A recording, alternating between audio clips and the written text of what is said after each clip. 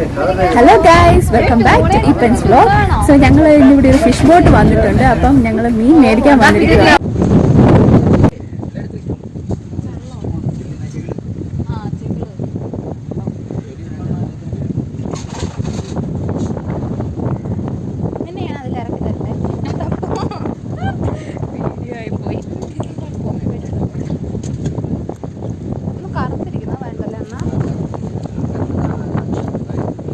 So guys, ഇന്ന് പിടിച്ച fresh മീനാണ് നിങ്ങളിപ്പോൾ ഈ കാണുന്നത്.